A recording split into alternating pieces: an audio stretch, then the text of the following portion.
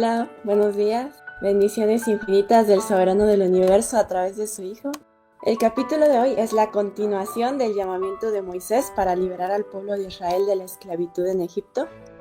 Moisés en este capítulo tiene 80 años y como hemos visto, sus primeros 12 años los pasó en casa de su madre. Los siguientes 38 los pasó estudiando en las mejores universidades de aquel tiempo, pero Dios no lo pudo utilizar con todo ese conocimiento universitario que Moisés conocía. De esa manera no podía cumplir la obra de su vida, no podía cumplir el plan que Dios tenía para él.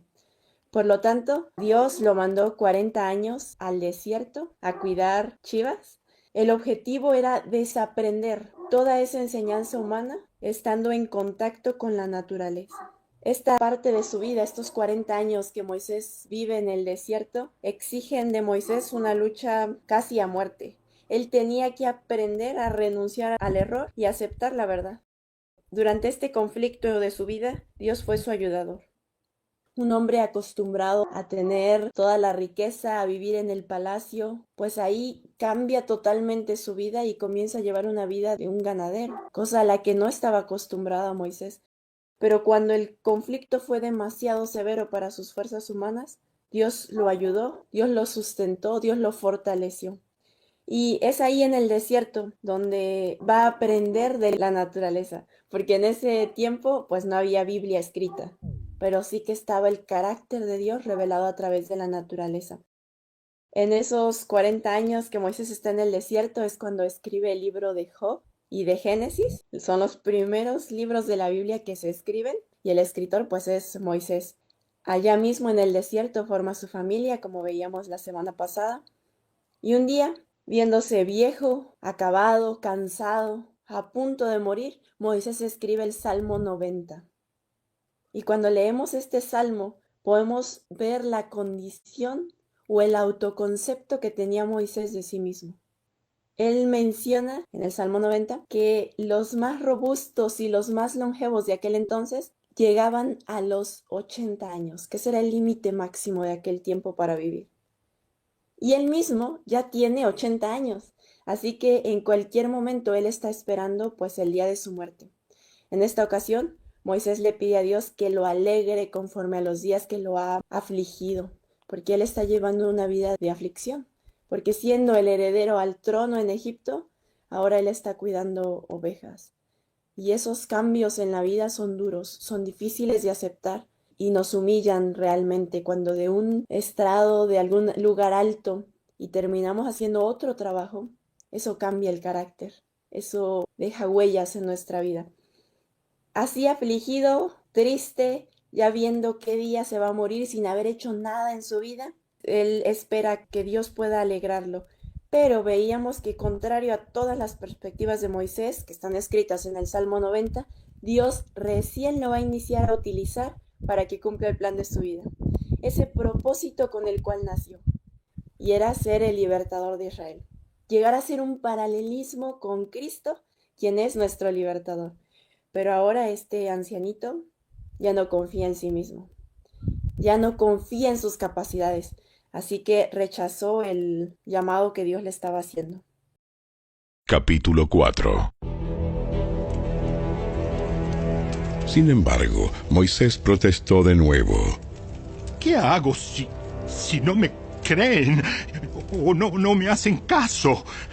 ¿Qué hago si me dicen, el Señor nunca se te apareció? Moisés pensó en las dificultades que habría de encontrar, en la ceguera, la ignorancia, la incredulidad del pueblo de Israel. Entre el pueblo había muchos que casi no conocían a Dios. Y entonces se le dice a Dios, no me van a creer, Señor. ¿Cuántas veces nosotros hemos pensado lo mismo? No me van a escuchar. Y si me llegasen a escuchar, no me van a creer. Señor, yo tengo un pasado complicado, he fallado tantas veces. Me imagino que Moisés aquí se está recordando cuando mató al egipcio. Yo ya no soy creíble, Señor, tengo errores en mi vida que hacen que no pueda hablar, errores que me pueden echar en cara. Si cuando estaba joven y con toda la capacidad del mundo no me creyeron, me rechazaron no solo los egipcios, sino también el mismo pueblo de Israel, ¿Cuánto más ahora que vean a un viejito a punto de morir, desgastado por la vida, sin conocimientos, en el olvido, habiendo vivido 40 años en el desierto? Esas mismas excusas podemos tener nosotros. Y las hemos tenido, personalmente las he tenido y he dicho, no, Señor, cualquier otro menos yo. Y Moisés se las está diciendo, pero Dios le va a contestar. Entonces el Señor le preguntó: ¿Qué es lo que tienes en la mano? Una vara de pastor. Esta pregunta, ¿qué es lo que tienes en tu mano?, ha llegado a ser muy utilizada. De hecho, creo que la he visto en algunas reflexiones a esta pregunta como título. Pero, ¿qué tenemos en nuestra mano realmente? ¿Se han hecho esa pregunta? Si Dios llegase a preguntarnos esto mismo hoy, ¿sabríamos qué contestar o dudarían? Moisés sabía qué utilizaba en su trabajo diario y sabe perfectamente qué responderle. Una vara de pastor, un cayado. Arrójala al suelo. Así que Moisés la tiró al suelo, y la vara se convirtió en una serpiente. Entonces Moisés saltó hacia atrás. Un cayado de pastor convertido en una serpiente. Algo simple del diario vivir, algo que Moisés había cargado por 40 años sin sentir ningún efecto. Bajo las órdenes de Dios se convierte en poderoso. Y ese cayado es vivificado. Y el viejito que ya estaba esperando el día de su muerte, dice la Escritura, que huía de la serpiente. Pero el Señor le dijo: Extiende la mano y agárrala de la cola. Entonces Moisés extendió la mano y la agarró, y la serpiente volvió a ser una vara de pastor. ¿Qué frase? Tómala por la cola. En otras palabras, aunque no entiendas lo que te estoy diciendo, confía. No necesitas entenderlo. ¿Cuántos hemos querido entender algo más de lo que Dios dejó escrito? ¿O por qué no lo dejó escrito así? Y en nuestro afán de querer entender lo que Dios dejó escrito, estamos tergiversando un claro así dice Jehová. Y hemos terminado creyendo y aún predicando doctrinas de hombres. Sí, dice engendrado, pero como no entiendo de qué manera pudo haber engendrado Dios a Cristo desde los días de la eternidad, así como dice la Biblia, pues entonces seguramente engendrado quiere decir, o cuando Dios dijo engendrado, quiso decir entronizado o alguna cosa parecida. En lugar de tomarlo así como Dios lo dijo, le queremos dar otra explicación. Y es que a los ojos de nuestras ideas, bajo nuestros paradigmas, un claro escrito está, no cuadra. Pero en lugar de inventar significados o historias que no están escritas, simplemente tomémoslo por la cola. Aceptemos lo que dice la Biblia, porque lo que dice la Biblia es justo lo que Dios quiso decirnos. Cuando Dios dijo uno, es uno, no varios. Cuando dijo engendrado, es engendrado, no otra cosa. Hijo es hijo. Ambos es ambos. No son 3, no son 4, son 2.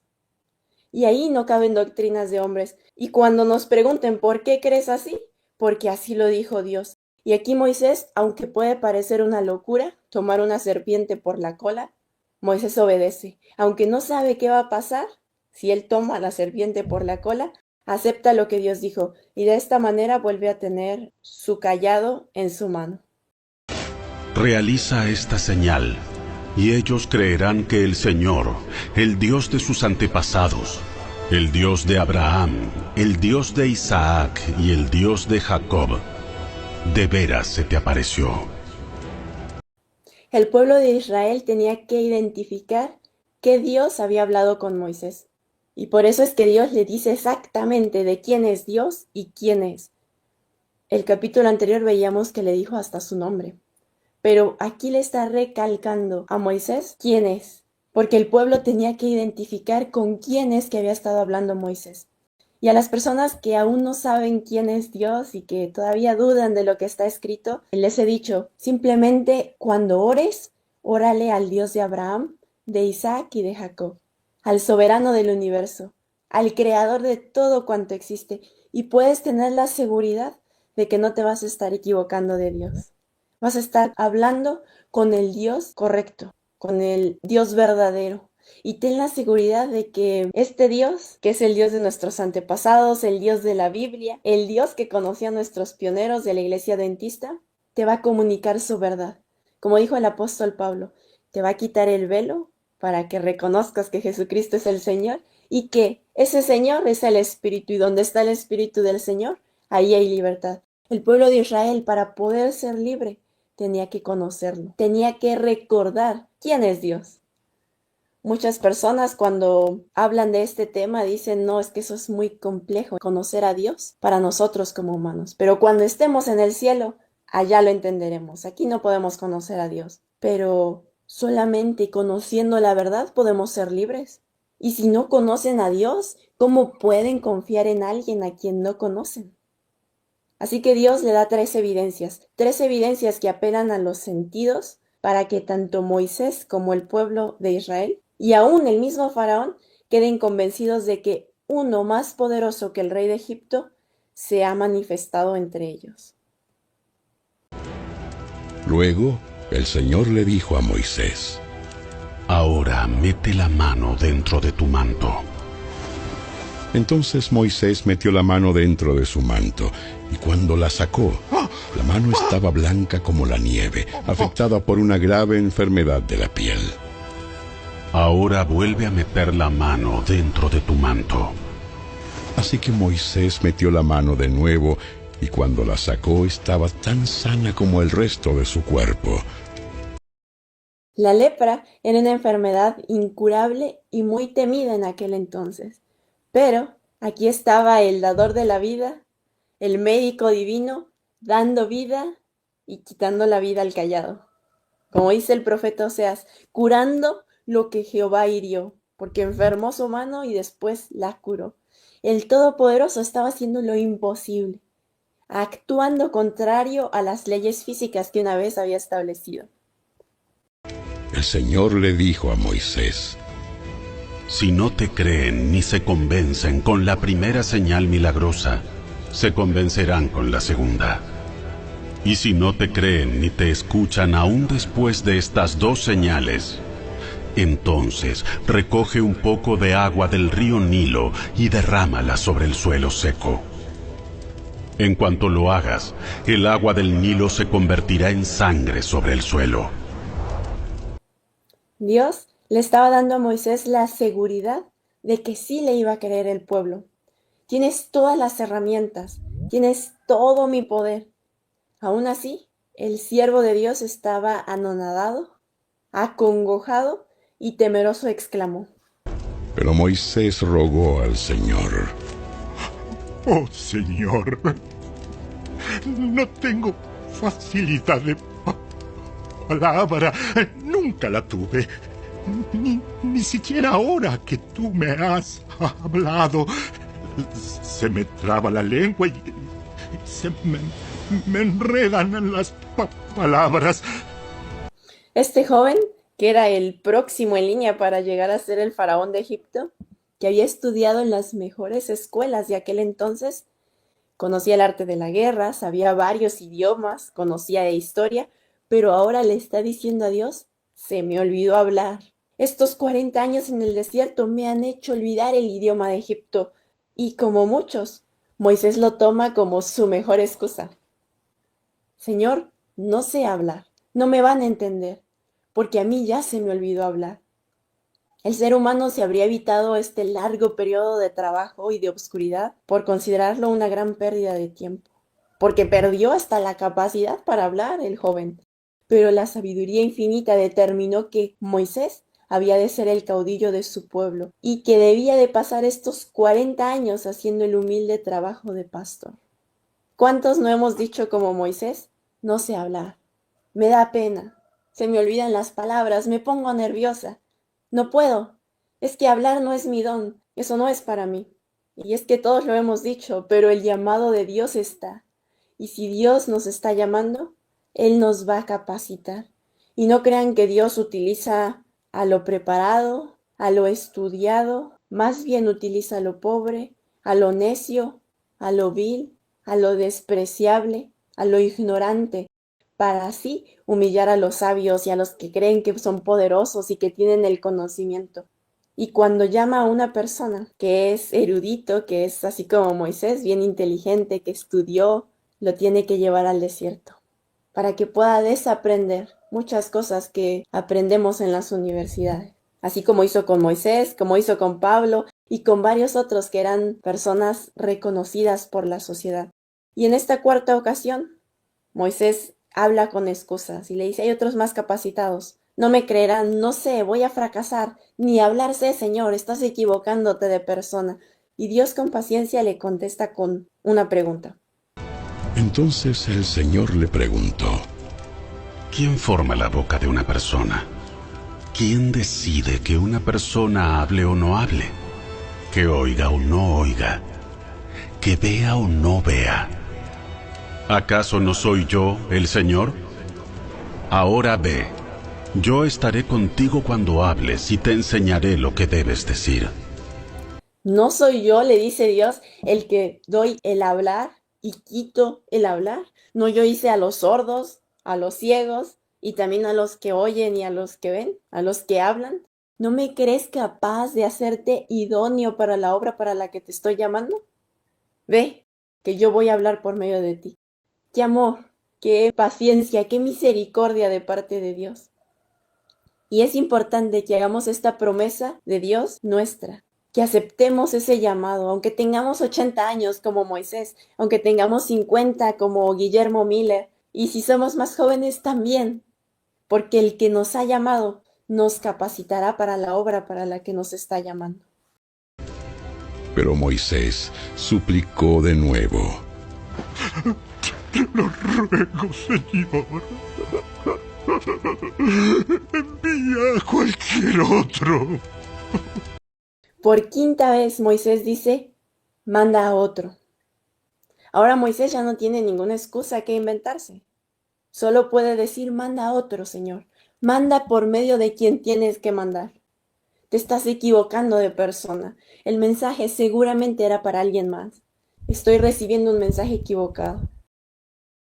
¿Cuántos hay mejor capacitados que yo para realizar esta obra? Y entonces pasa algo interesante con Dios. Entonces el Señor se enojó con Moisés y le dijo: De acuerdo. ¿Qué te parece tu hermano Aarón, el levita? Sé que él habla muy bien. Mira, ya viene en camino para encontrarte y estará encantado de verte. Habla con él y pon las palabras en su boca. Yo estaré con los dos cuando hablen y les enseñaré lo que tienen que hacer. Ahí Dios se molesta con Moisés. Le dice, ya te di las evidencias, te dejé sin excusas y aún así sales con que me estoy equivocando de hombre. ¿Cómo es esto, Moisés? No hagamos enojar nosotros a Dios al rechazar ese llamado que nos está haciendo en nuestra vida. Y le dice Dios, bueno, está bien, Moisés, la responsabilidad que tú hubieras llevado solo, ahora la van a llevar entre dos hombres. La vas a llevar tú y tu hermano Aarón. Nos dice la inspiración que este mandato divino de liberar al pueblo de Israel halló a Moisés sin confianza en sí mismo, tardo para hablar, tímido. Este llamamiento lo abrumó con sentimiento de incapacidad de ser el portavoz de Dios ante Israel. Pero una vez que Moisés aceptó el llamado de Dios, lo emprendió de todo corazón. Puso toda su confianza en el Señor. La grandeza de su misión de Moisés exigía que ejercitara las mejores facultades de su mente. Dios, dice la inspiración, bendijo su pronta obediencia. Yo cuando leo esta cita digo, pronta obediencia. 5 veces dijo que no, pero Dios bendijo su pronta obediencia. Y llegó a ser elocuente, confiado, sereno y apto para la mayor obra jamás dada al hombre en la tierra. Este es un ejemplo de lo que Dios hace para fortalecer el carácter de aquellos que confían plenamente en Él y que sin reserva alguna cumplen sus mandatos. El que no sabía hablar llegó a ser elocuente, dice la inspiración. El que tenía miedo llegó a ser confiado. El Moisés que temblaba, que le daban nervios, llegó a ser sereno. Al que se le olvidaban las palabras y no sabía hilar un tema, llegó a ser apto para la obra que Dios lo había llamado.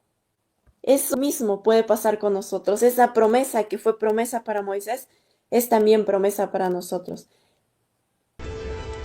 Aarón será tu vocero ante el pueblo.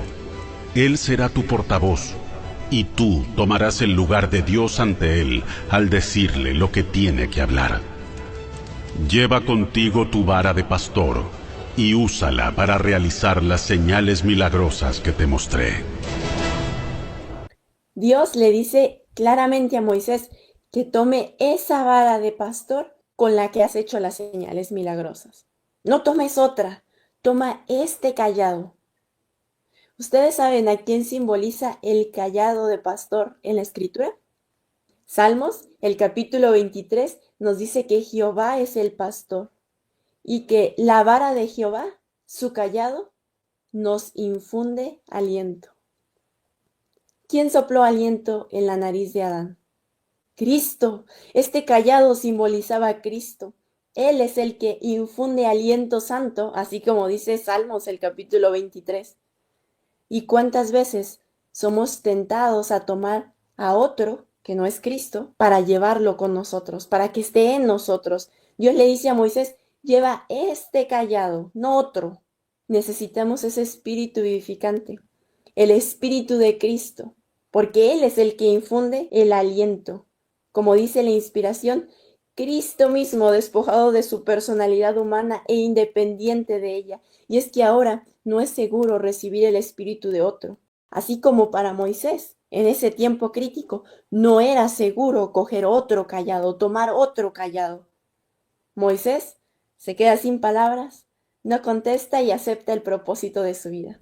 Espero que nosotros también hoy, que tú también puedas aceptar el llamado de Dios, que puedas iniciar a cumplir el propósito que Dios tiene para tu vida.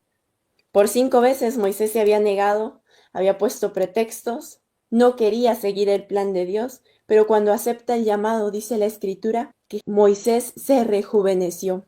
Ese viejito que tenía 80 años, que ya estaba esperando el día de su muerte, que pensaba que su vida no había servido para muchas cosas, se rejuvenece. Y en Isaías, el capítulo 40, los versículos 30 y 31, se nos promete que aquellos que confiemos en Jehová tendremos nuevas fuerzas. Y dice, se rejuvenecerán como las águilas y volarán, correrán y no se cansarán, caminarán y no se fatigarán.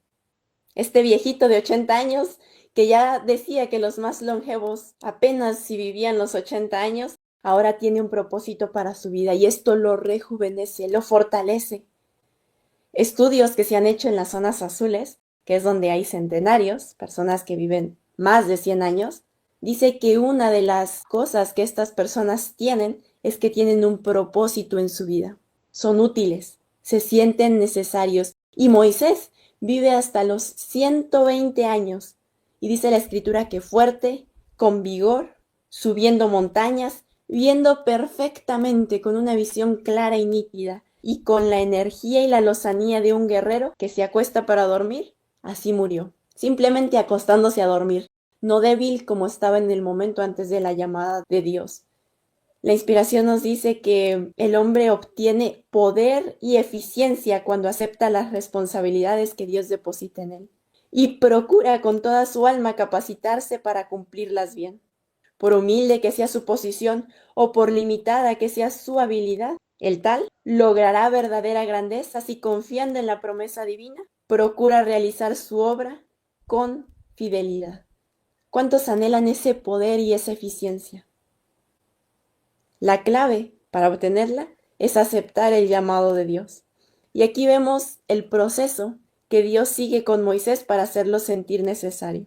Este encuentro con Dios marca un antes y un después en la vida de Moisés. Lo rejuvenece. Nosotros necesitamos ese mismo encuentro con Dios para que nos dé un propósito a nuestra vida, para que nos dé utilidad, no solamente para nosotros, sino para la vida de los que nos rodean. Y el resultado inevitable va a ser que rejuvenezcamos como las águilas, así como Moisés. Esa promesa es para nosotros. Luego Moisés volvió a la casa de Jetro, su suegro, y le dijo: Por favor, permíteme volver a Egipto para visitar a mis parientes. Ni siquiera sé si todavía viven. Ve en paz. ¿Qué diferencia entre el suegro de Moisés y el suegro de Jacob? El suegro de Jacob, Labán, diciéndole no se vayan y persiguiéndolos y no dejándolos en libertad. Pero Jetro, el suegro de Moisés, le dice, ve en paz. ¿Ustedes saben cuál es la diferencia o cuál era la diferencia entre estos dos suegros? Jetro conocía al único Dios verdadero. Labán lo desconocía. Creía que tenía como Dios al Dios de Jacob, pero era otro Dios totalmente distinto al que servía Labán, y sus acciones lo demostraban. Jetro le dice a Moisés, ve en paz. Antes de que Moisés saliera de Madián, el Señor le dijo: Regresa a Egipto, porque ya han muerto todos los que querían matarte. Así que Moisés tomó a su esposa y a sus hijos, los montó en un burro y regresó a la tierra de Egipto. En la mano llevaba la vara de Dios. Un secreto temor en Moisés hacia el faraón y los egipcios, cuya ira se había encendido hace 40 años, había hecho que Moisés se sintiera menos dispuesto a volver a Egipto. Pero una vez que con ese temor, con ese miedo secreto, comienza a cumplir el mandato divino, el Señor le revela que sus enemigos han muerto. Y noten que no se lo dice cuando Moisés está tomando la decisión de obedecer o no obedecer. Moisés ahí en ese momento ve todos los riesgos, pero ahora que está actuando, Dios le da una seguridad de protección. Le quita sus temores, sus miedos, porque dice la Escritura que el perfecto amor echa fuera el temor. Cuando estemos actuando en obediencia a la voluntad de Dios, podemos estar seguros de que Cristo nos dará la certeza de su protección. Y a pesar de que en un futuro cercano se cumplan las palabras de Jesús que están registradas en Juan, el capítulo 16, el versículo 1 al 4, donde dice que seremos aborrecidos de todos por causa de su nombre de Cristo, de que nos expulsarán de las iglesias y que aún viene la hora que cualquiera que nos mate pensará que está sirviendo a Dios. Y hasta el por qué van a hacer esto se nos dio, dice el versículo, que harán esto porque no conocen ni al Padre ni al Hijo. Y aunque estemos en una cárcel con sentencia de muerte, perseguidos por nuestros propios amigos, podemos estar seguros de que Cristo, el Consolador, estará a nuestro lado, así como estuvo al lado de todos estos grandes hombres de la Biblia. Este Consolador nos fortalecerá, nos animará y nos consolará, porque Él sabe lo que es vivir en esta tierra. Él sabe por experiencia propia que sus amigos lo traicionen, que lo persigan, que tergiversen sus palabras. Él ya pasó por aquí y con toda autoridad nos puede consolar y decirnos ánimo, se puede. Si el Consolador fuera otro que no es Cristo, uno que no ha sido humano, que no sabe qué se siente sufrir tentaciones, qué se siente tener hambre y cansancio, y quisiera venir a decirnos cómo hacerle o a tratar de consolarnos, con mucha razón le podríamos decir, ¿y tú qué sabes? Qué lindo es decir desde afuera, échale ganas, hazle bien, pero tú nunca has sabido lo que se siente estar acá en este mundo. Nunca has sentido las tentaciones de Satanás. Nunca has sufrido la carga de la humanidad. No tienes autoridad para decirme qué hacer o cómo hacerlo, porque no tienes la práctica. Podrás tener teoría, pero la práctica es totalmente distinta a la teoría. Pero gracias a Dios, el Parácletos fue humano como nosotros. Tiene autoridad para venir a consolarnos, para venir a decirnos cómo hacerlo, porque Él sí obtuvo la victoria. Él sintió las amarguras de esta vida. Él sintió el cansancio, el hambre, el miedo, la traición, aún de sus más cercanos, y puede consolarnos como nadie en todo el universo. Y nos dice la inspiración que Moisés no le cuenta a su suegro la verdadera razón por la que está volviendo a Egipto, porque él tiene miedo de que su suegro no le permita llevar a Séfora y a sus dos hijos, Gersón y Eliezer. Y el texto termina diciendo, ahora la vara de Moisés era la vara de Dios. En la mano llevaba la vara de Dios. ¡Qué emoción! Que nuestras pertenencias, los objetos con los que trabajamos en nuestro diario vivir, lleguen a ser objetos de Dios. Y ya no sea la computadora de Roxana, sino ahora es la computadora de Dios. El Señor le dijo a Moisés: Cuando llegues a Egipto, preséntate ante el faraón y haz todos los milagros que te he dado el poder de realizar. Pero yo le endureceré el corazón, y él se negará a dejar salir al pueblo. Dios le dice a Moisés las palabras exactas con las que tiene que presentarse ante Faraón. Le dice todos los milagros que tiene que realizar, pero le dice cuál sería el resultado en el corazón de Faraón. Se endurecería. Y no es porque Dios estuviera haciendo actos que endurezcan el corazón de Faraón. De hecho, estos mismos milagros suavizan el corazón de Moisés, lo convencen de hacer la obra para la que Dios lo llamó. Más adelante veremos que estos mismos milagros hacen que el pueblo de Israel acepte a Moisés como el elegido de Dios, suavizan su corazón.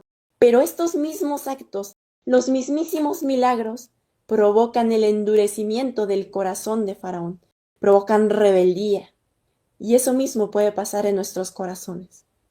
Cuando estamos recibiendo la verdad, cuando estamos viendo las evidencias que Dios ha dejado en su palabra y que muchas veces nos ha hecho llegar a través de sus ministros y de sus siervos, si nosotros nos rebelamos como Faraón y preguntamos, ¿y quién es Jehová? Nos hacemos que no podemos conocer, que no estamos entendiendo, así como Faraón, nuestro corazón se endurecerá. Y se irá endureciendo con cada evidencia, con cada milagro, un poquito más, al punto de que lleguemos a ser tan duros como Faraón. Y a pesar de las claras evidencias que podamos estar recibiendo de la palabra de Dios, no lo aceptaremos. Qué tristeza repetir la historia de Faraón. Moisés ya sabe que Faraón se va a endurecer, que el Faraón se va a resistir, y también qué es lo que le tiene que decir para que esté advertido de las consecuencias de endurecer su corazón. Porque aún Faraón podía decidir entre endurecerse y no endurecer su corazón, de humillarse. Pero el humillarse cuesta trabajo. Él lo podía decidir aún, y Dios le dice, mira, tú le vas a decir cuál va a ser la consecuencia si él se rebela y se endurece. Entonces le dirás, esto dice el Señor, Israel es mi primer hijo varón. Te ordené, deja salir a mi hijo para que pueda adorarme. Pero como te has negado, ahora mataré a tu primer hijo varón. El endurecimiento del corazón de Faraón iba a provocar la muerte de su hijo primogénito.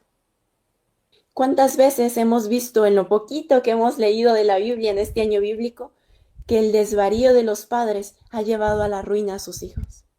La tardanza de Lot, las elecciones erradas de Lot hicieron que sus hijos e hijas se perdieran. Las elecciones erradas de los antediluvianos hicieron que sus hijos no entraran en el arca. ¿Cuántos padres actualmente dicen, yo moriría por mis hijos, que nada les pase a mis hijos? Pero la pregunta realmente es, no si tú morirías por tus hijos, sino, ¿tú vivirías por tus hijos? Porque morir es fácil, todos lo hacen, pero ¿vivir por ellos? ¿Aceptar la verdad por tus hijos? ¿Renunciar a tu reputación, a las ganancias mundanas, al orgullo, al qué dirán mis amigos, mis compañeros, porque acepto un escrito está? Ese es el costo de que nuestros hijos puedan ser salvos. Aceptar claramente lo que Dios está diciendo, nos cueste lo que nos cueste. Qué gran responsabilidad recae sobre los hombros de los padres. Las malas decisiones de los padres al rechazar la verdad en este momento, al rechazar las evidencias que Dios está mostrando hoy, pueden provocar la muerte y la destrucción de toda su familia, aún la de sus propios hijos. Y simplemente por no tener la humildad, la sencillez de que si Dios está diciendo algo, lo aceptemos.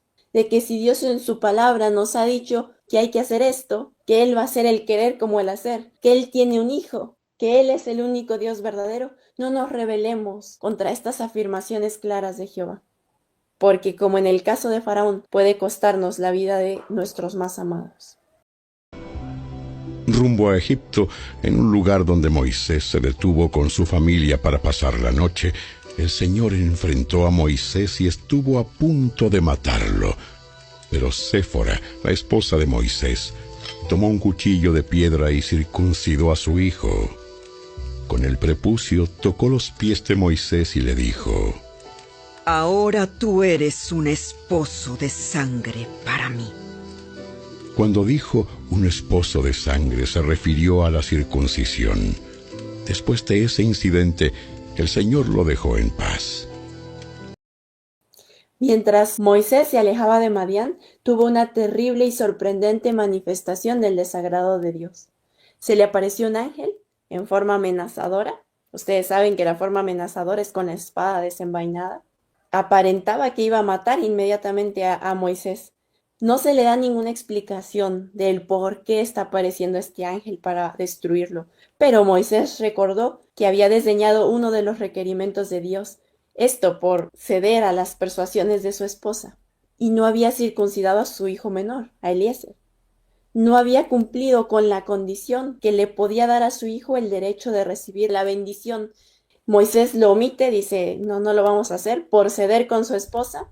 Y este descuido de parte del jefe que Dios había provisto para el pueblo de Israel podría menoscabar ante el pueblo de Israel la fuerza de los preceptos divinos. Si Moisés no lo hizo o no lo hizo con su hijo, pues nosotros tampoco necesitamos hacerlo. Porque si Dios lo llamó a él y lo está aceptando así, pues a mí también, porque no necesito hacer lo que Dios dijo como Dios lo dijo.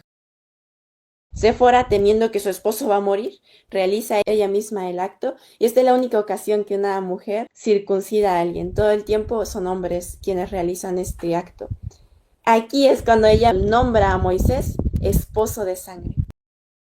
Una vez cumplido el requisito que Dios pedía para que formaran parte del pueblo de Dios, el ángel permite a Moisés continuar la marcha. Y la inspiración nos dice que en su misión ante el faraón, Moisés iba a exponerse ante un gran peligro, y su vida podría conservarse únicamente mediante la protección de los santos ángeles. No estaría seguro mientras tuviese un deber conocido sin cumplir, pues los ángeles no podrían protegerlo. Del mismo modo nosotros, si tenemos deberes, cosas que nosotros sabemos que debemos hacer y las estamos omitiendo, conscientes de que estamos desobedeciendo a Dios, no podemos contar con la protección divina.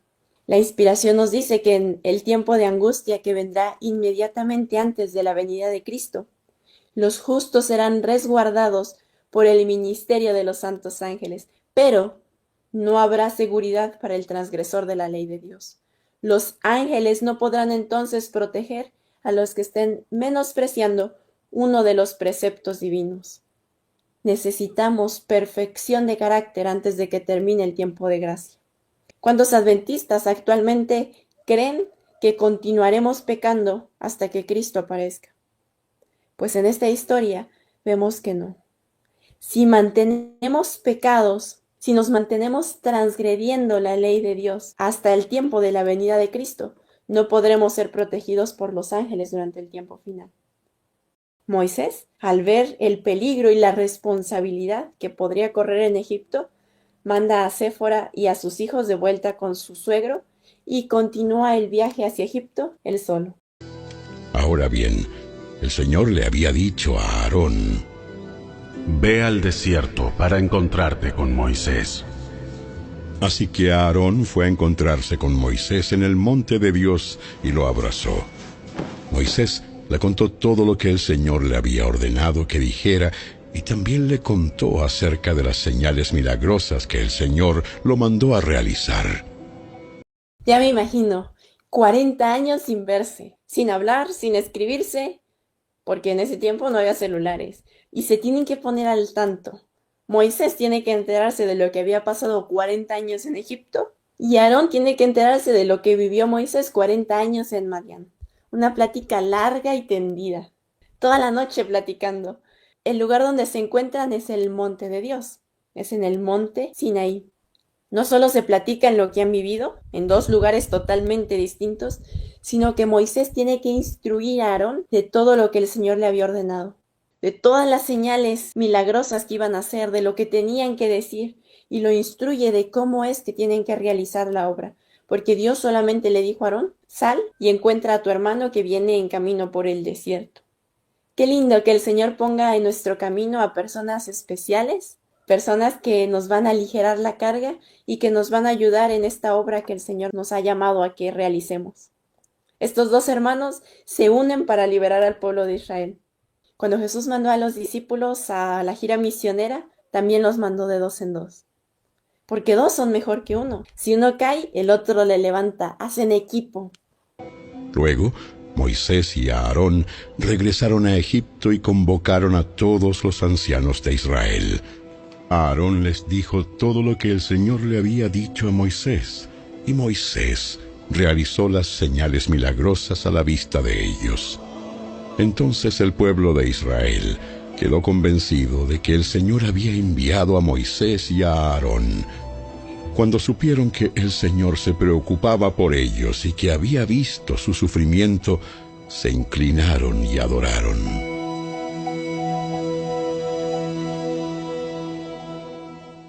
El pueblo de Israel reconoce quién es el Dios verdadero. Como leíamos anteriormente, muchos de entre el pueblo de Israel se habían olvidado de quién era Dios. Ya no tenían el recuerdo del único Dios verdadero ni de su Hijo. Otros, de entre el pueblo, cada que veían los huesos de José, sabían que tenían que salir. Ustedes recuerdan, José cuando muere les dice, dejen mis huesos aquí, no se los lleven. Ténganlos aquí como un recuerdo de que no somos de Egipto. Porque cuando salgan, cuando Dios los liberte, se van a llevar con ustedes mis huesos y los van a llevar a Canaán, a nuestra tierra, y allá en Canaán es donde me van a sepultar. Así que cada que veían los huesos de José, cada que veían a José embalsamado, tenían que recordar que ellos no eran egipcios, que la tierra de Egipto no era su patria, que ellos tenían la promesa de ser liberados y van a volver a la tierra de Canaán. Ahora, al ver las señales y escuchar las palabras que Dios ha enviado a través de sus siervos, Aarón y Moisés, se dan cuenta de que el Señor se preocupa por ellos, que ha visto sus sufrimientos, y entonces se inclinan y adoran al único Dios verdadero. Mis amados, nosotros tampoco somos de este mundo. Somos peregrinos en esta tierra, somos advenedizos. Nuestra ciudadanía está en los cielos, de donde también esperamos a nuestro Señor Jesús, al libertador, aquel que nos convence de juicio, de justicia y de pecado. Ánimo, no se rindan, nuestra liberación está a punto de llegar. La esclavitud del pecado está a punto de ser quebrantada. Aceptemos ese llamado que Dios nos está haciendo para formar parte de sus obreros y estemos prestos, atentos para discernir su voz y que podamos entrar dentro de ese grupo que conoce a ese Dios que se preocupa por nosotros, que ha visto nuestro sufrimiento y que está a punto de liberarnos. Vamos a orar. Padre nuestro que está en el cielo, en esta mañana agradecemos su infinita misericordia, su bondad, su poder revelado hacia nosotros, que aún siendo pecadores, aún siendo lo vil, lo despreciable, ignorantes, usted nos ha llamado para realizar su obra, Padre. Gracias porque mandó a Cristo Jesús, su Hijo unigénito, para que viviera en esta vida como nosotros, para que muriera por nuestros pecados y nos perdonara, Padre. Y gracias porque ahora lo envía a nuestros corazones como espíritu vivificante para que podamos realizar esa obra, para que podamos ser purificados y que podamos reflejar su carácter, Padre.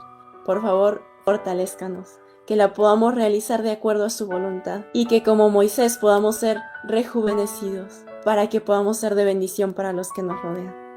Mantenga esas promesas frescas en nuestra mente para que el temor no nos haga desmoralecer. Gracias porque usted se preocupa por nosotros y está a punto de liberarnos. Gracias porque nos ha permitido conocerlo, conocer a su Hijo, y que al conocer esta verdad podemos ser libres, libres del pecado, libres de la opresión, libres de Satanás, Padre. Gracias. Esto lo pedimos y lo agradecemos, no por nuestros méritos, no porque en nosotros haya algo de lo que podamos ensoberbecernos, sino en los méritos de su Hijo Cristo Jesús, quien es nuestro Redentor, nuestro Salvador, nuestro Consolador, nuestro Abogado, nuestro todo, Padre. Amén. Amén.